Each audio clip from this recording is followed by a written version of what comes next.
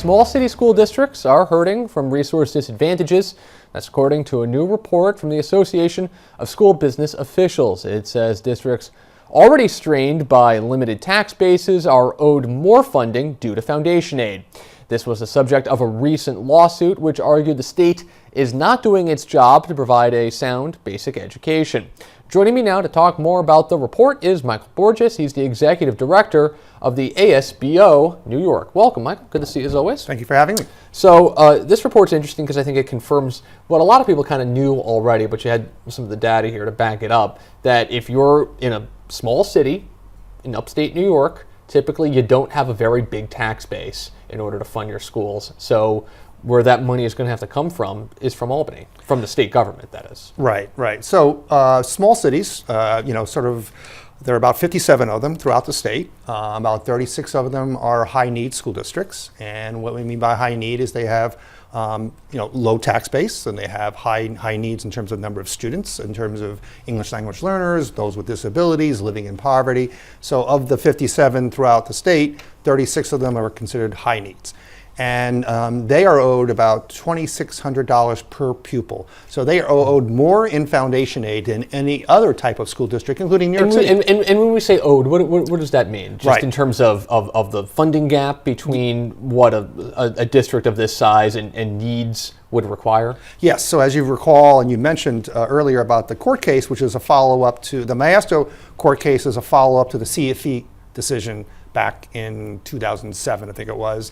And when they came out with this is very complicated history, I know. But yeah. Yeah, so when they came out with the new foundation aid formula, the new foundation aid formula said the state was committed to spending this amount of money to fully fund schools based on their needs. And so far, we haven't gotten there. We haven't fully funded based on that formula. And as of today, about $3.5 billion is owed to school districts. Now, on a per pupil basis, the small cities, especially the high need small cities, are owed $2,600 per pupil. That's even more than it's owed to New York City, even more than owed to the big four school districts like Rochester and Syracuse. Right. So, when the governor talks about how they've funded education at historic levels, he's talking about kind of a baseline foundation aid amount that is approved every year in the budget, and it's something like $26 billion, give or take. Mm-hmm.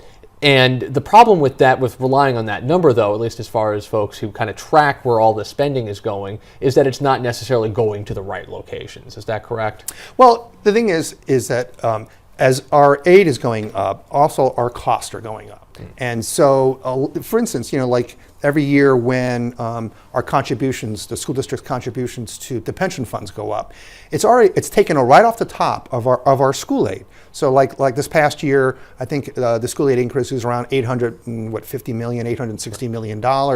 A large chunk of that just went to paying off pensions.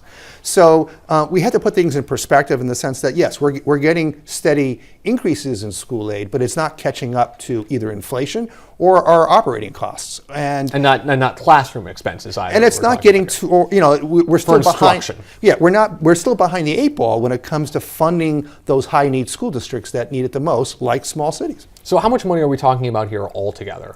Well, we're according to the formula, we're still owed $3.5 billion, right? Yeah. So, we don't expect that all to be delivered in 1 year, but, I think... And it would be $3.5 billion, though, once it gets up to that $3.5 billion, sustained and then potentially even increased going forward. Yes. I mean, we're going to be calling for, somewhere around a $1.9 billion increase in school aid. I'm sure other groups will be calling for something similar for the coming year. But we propose, a phase-in of what's owed in terms of foundation aid. But there are other things that could help small cities and other high-need school districts. Is they can do away with updating the information in terms of instead of using the 2000 census, we could be using the 2010 census.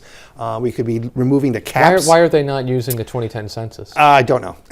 That's a good question. Maybe we should ask them.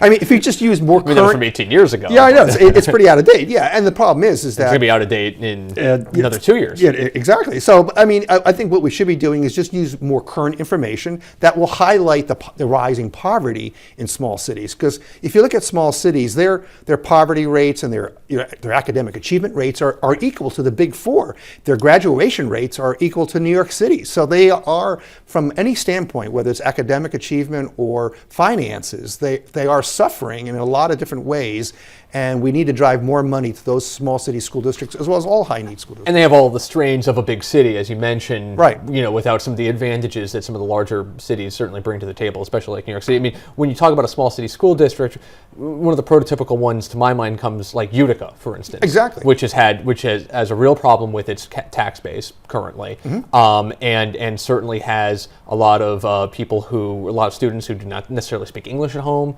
and also it's an urban environment. So I mean, when it comes to a city like Utica or like Schenectady, even closer to the Albany area, just what are some of the challenges that need to maybe be specifically addressed for these communities? All right. Well, again, foundation aid, fully funding foundation aid, removing some of the caps on poverty. So, like, if you're below a certain threshold in poverty, you're still going to get the same amount of money as the poorest school district. Right. So, we need to remove these artificial caps on the poverty measures. Problems that are afflicting these communities, especially when it comes to their school districts, are they kind of across the board problems, or are they unique to their? Oh well, I communities? think small cities again. You pretty much nailed it in the sense that they have larger concentrations of children or students with English language learners, those with disabilities, those in poverty. So all those high need students are typically concentrated in small city or urban areas. So they have that disadvantage in terms of serving a much more needier population.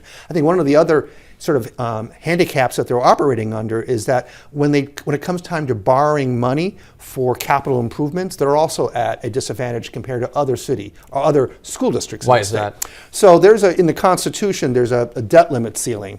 So for small cities, their debt limits are treated differently than other types of small cities or other school districts. So for a small city school district, their debt limit is based on the total project cost. So if they have a capital construction project of $10 million, their debt limit is on the $10 million.